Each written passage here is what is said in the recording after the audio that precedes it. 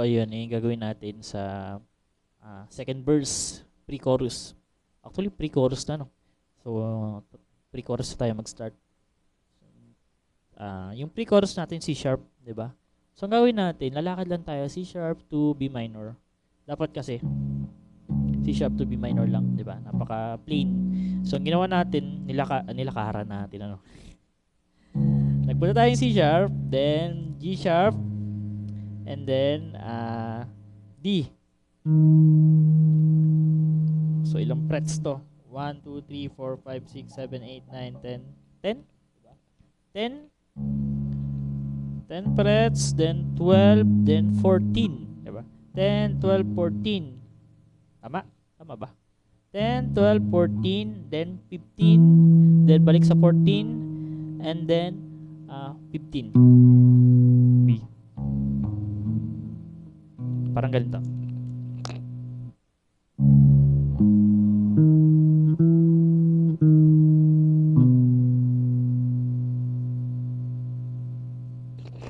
Yun lang.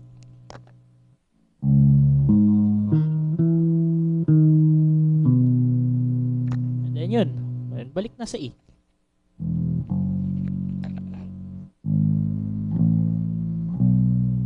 And then dun sa B, nilagyan natin ng chords. Ng power chords. Diba?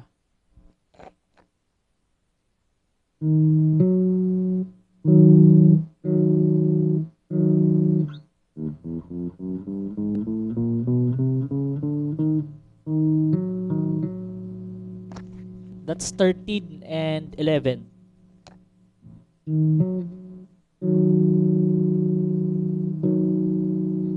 Diba? That's B, B chords.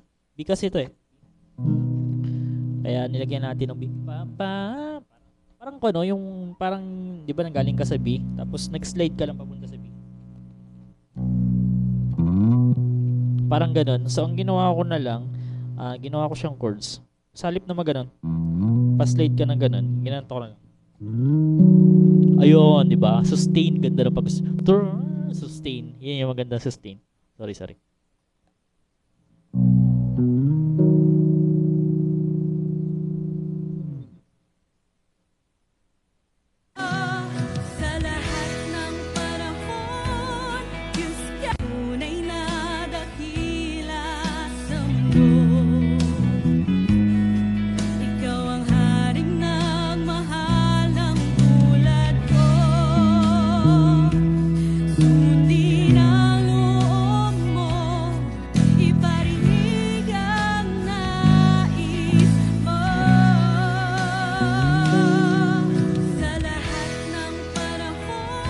In case yung pre-chorus natin. So, dali lang, di ba?